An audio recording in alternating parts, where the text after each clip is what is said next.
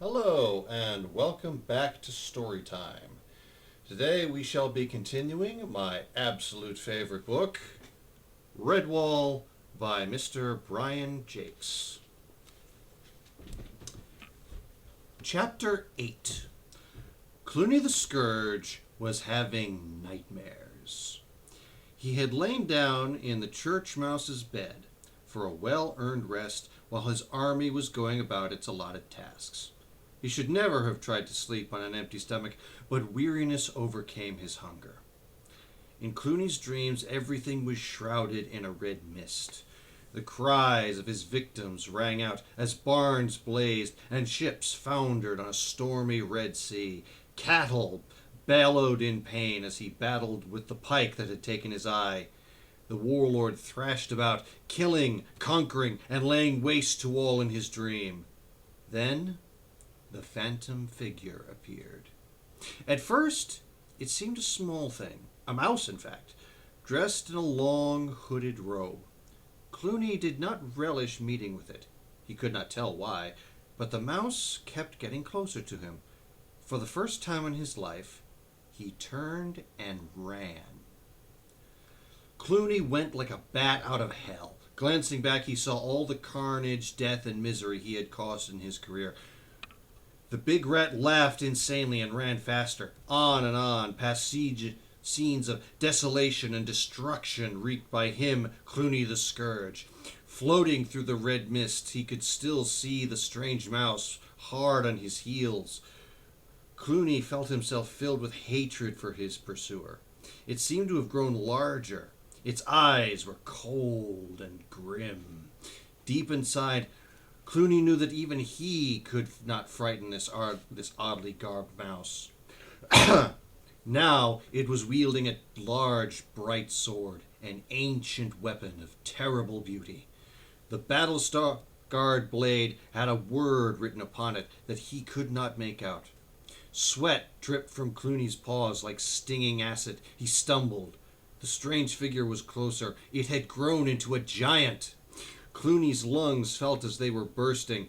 He realized that he had slowed up and the mouse was getting closer. He tried to put on an extra burst of speed, but his legs would not obey. They ran more and more slowly, more and more heavily. Clooney cursed aloud at his leaden limbs. He saw he was trapped in deep, icy mud. For the first time he knew the meaning of mindless fear and panic. He turned slowly. Too late. The enemy was upon him. He was rooted helpless to the spot. The avenging mouse swung the sword up high. 1,000,000 lights flashed from its deadly blade as it struck. Bong!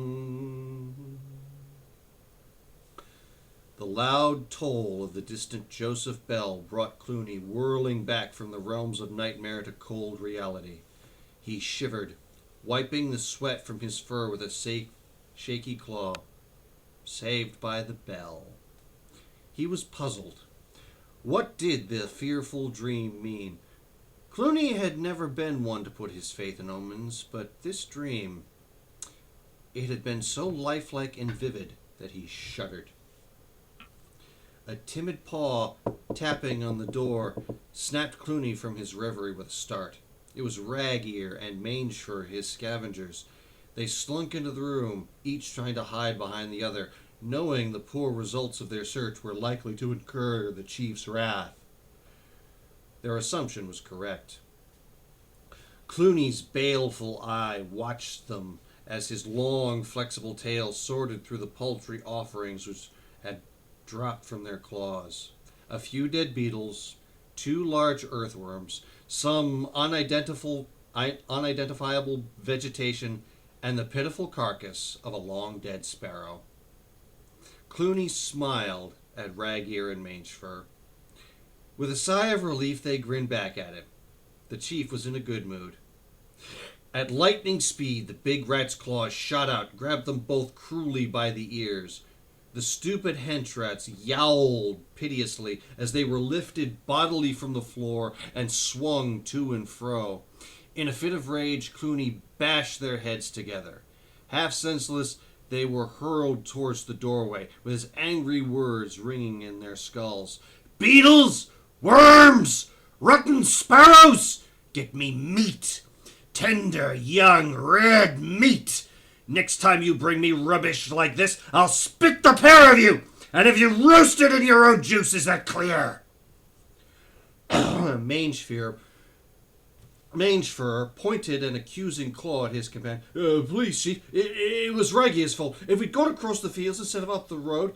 don't believe that big fat liar, Chief. It was him who suggested going up the road, not me. Get out! The scavengers dashed off, bumping clumsily into each other with panic as they tried to get through the door together. Clooney slumped back on the bed and snorted impatiently. Frogblood and Scumnose were next to report. They bore news that cheered Clooney up somewhat. They'd obtained over 100 new recruits. Mainly rats, but with a good scattering of ferrets and weasels and the odd stoat. There had been some who needed convincing. These had been press-ganged by a savage beating from Frogblood, coupled with threat of horrible death. They were soon convinced that the wisest course was to enlist in Clooney's horde. Others were hungry nomads, only too willing to join up with the infamous Clooney. They were greedy for plunder and booty, and pleased to be on what they were sure would be the winning side. Lined up in the churchyard, the recruits were supplied with weaponry by Redtooth and Darkclaw. Impassively, they stood in ranks, awaiting the warlord's inspection.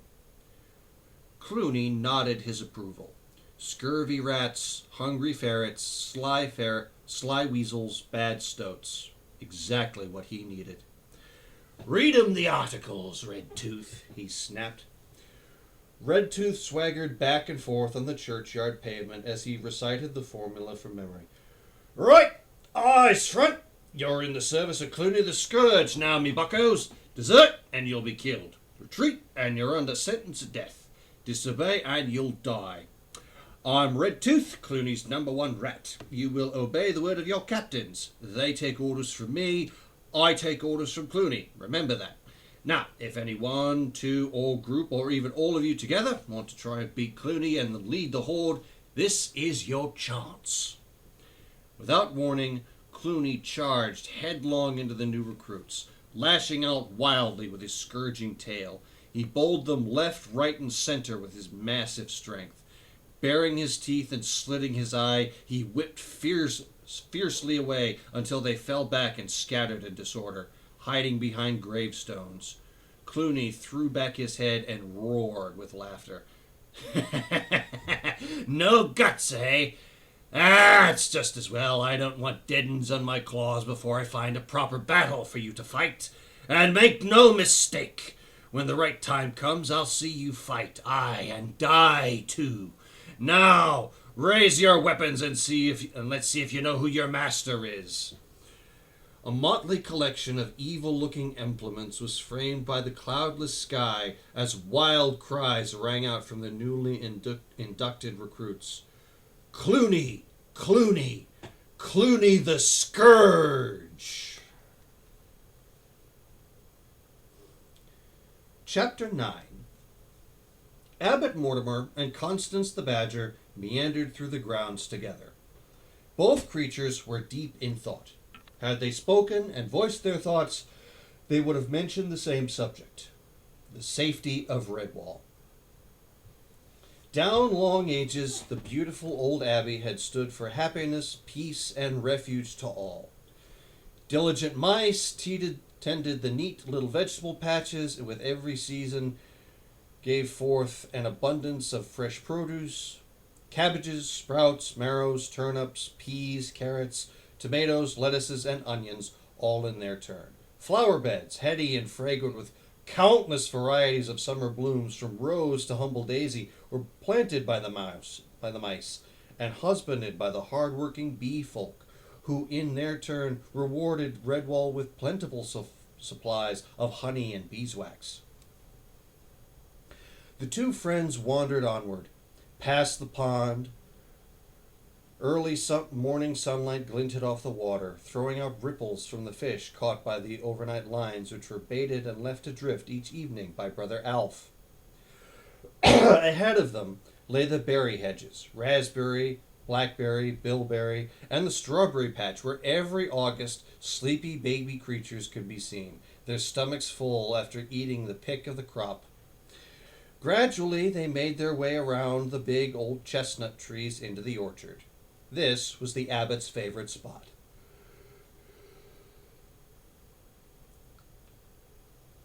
Many a leisurely nap had he taken on sunny afternoons, with the aroma of ripening fruit hovering in his whiskers. Apples, pears, quince, plums, damsons, even a vine of wild grape on the warm red stone of a south-facing wall. Old Mother Nature's blessing lay about upon a haven of warm friendliness. Now, with the threat of Clooney upon Redwall, the two old friends assessed the beauteous bounty of their lifelong abode. Sweet bird song in the still air tinged Constance's heart with sorrow and regret that this peaceful existence would soon pass. Gruffly, she snuffled deep in her throat, blinking off a threatening teardrop.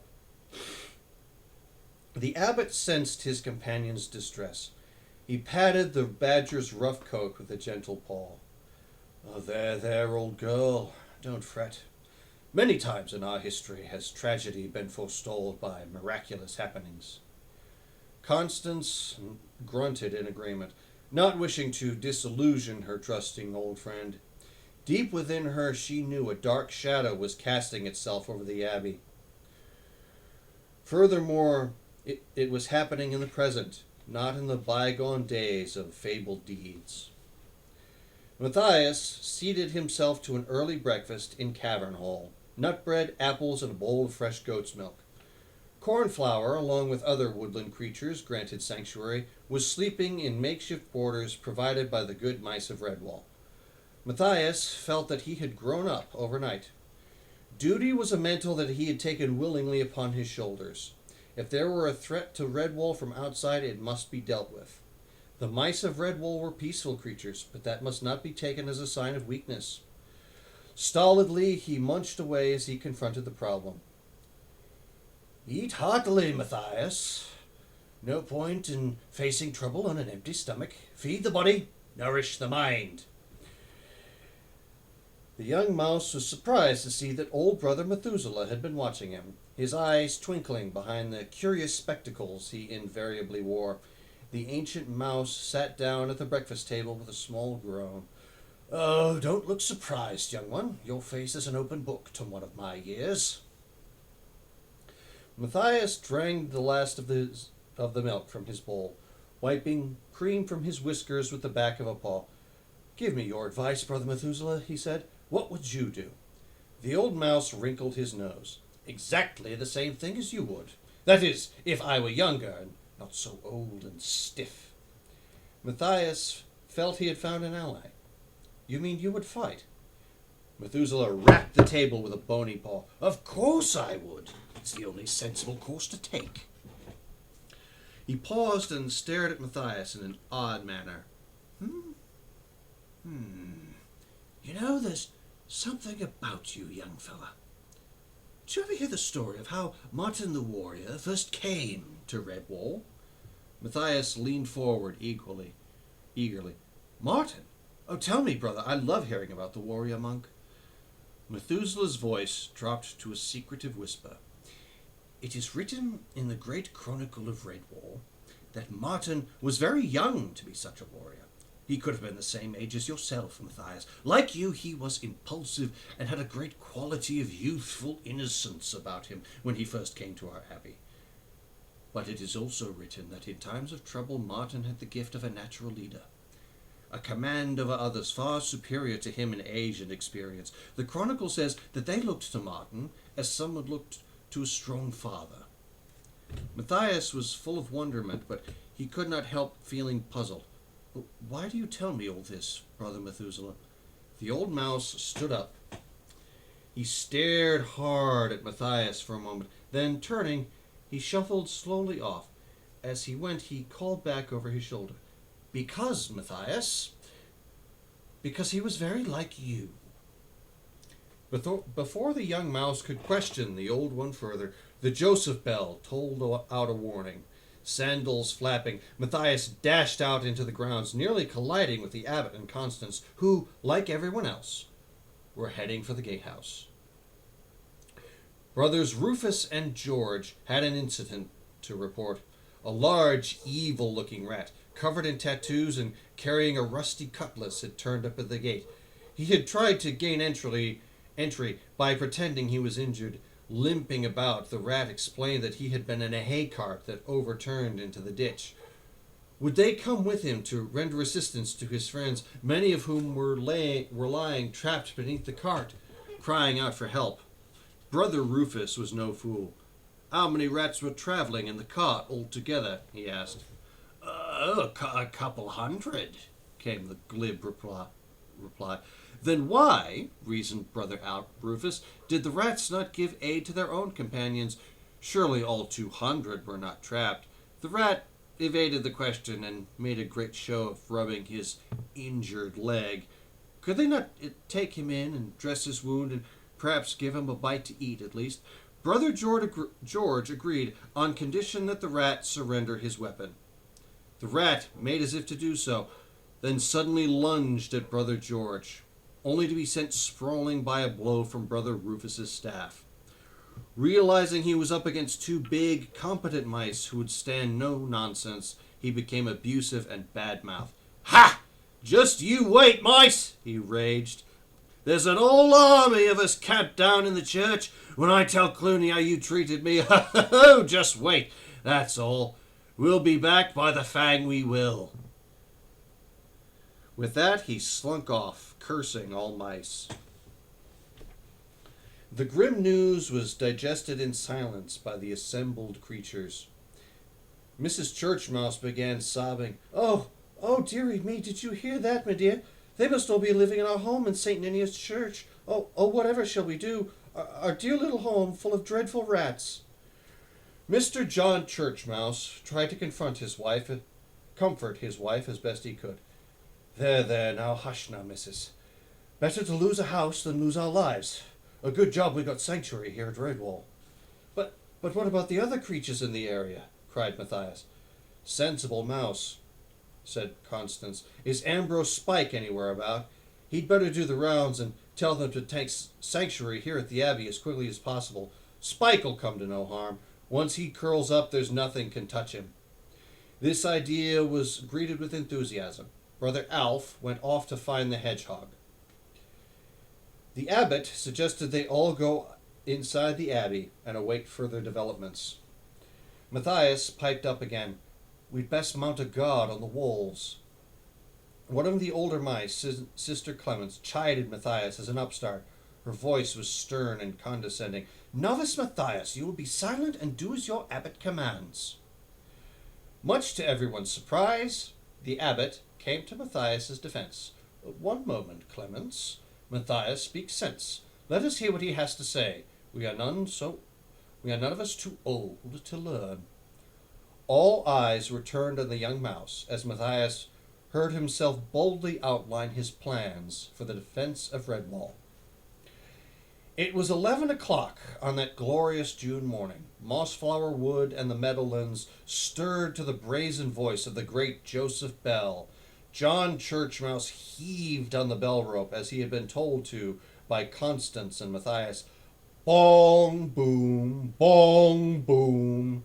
Even the small creatures in Wooden Field, who could understand no language save their own, knew what it meant. Time of danger, place of sanctuary. Carrying what simple belongings they needed, woodlanders and their families hurried from far and near to gain the safety of the abbey before the storm of Clooney broke upon them. Squirrels, mice, voles, moles, otters, all save the birds of the air, who were safe anyway. Up the long, dusty road they came, mothers protectively herding young ones, while fathers provided a rear guard. Brother Methuselah stood at the gate with the abbot. He translated fully to each group of creatures the abbot's message. in turn construing back to the Father Abbot their grateful thanks, with pledges of help and loyalty to Redwall Abbey. For what creature had not been freely given the aid and special knowledge of the kindly mice? All knew that they owed their very existence to the abbot and his community. Healing, aid, food, shelter, and good advice were granted to all. Now was the time to unite and repay, to give any help that was possible. Before much longer, Redwall would require the skills and knowledge of all its woodland allies. They would be gratefully given.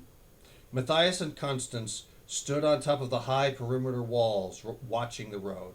It was noon, and the sun shone directly overhead. Despite the heat, Matthias had ordered all the mice to put on their hoods. It served a double purpose: to shield their eyes from the sun and create a camouflage effect. Silently, each one stood, armed with a stout staff. The high red sandstone walls were too lofty to be scaled by any normal creature. Instinctively, Matthias knew this was a good defense and a formidable deterrent. Constance could feel her hackles beginning to prickle. She sniffed the air and shivered despite the heat that shimmered in waves across the meadowlands. The big badger nudged Matthias. Listen to that. Matthias pricked up his ears and looked at her, questioning. Even the birds have stopped singing. Constance said quietly. The young mouse gripped his staff tighter. Yes, it's the silence we can hear. The grasshoppers have gone quiet. Constance peered down the road as she spoke. Strange for a summer day, little friend. Bong! Every creature standing on the ramparts twitched with fright as the loud voice of the Joseph bell rang out, and John Churchmouse shouted from his position high in the belfry, They're coming! Down the road! I can see them! I can see them! And we shall continue next time.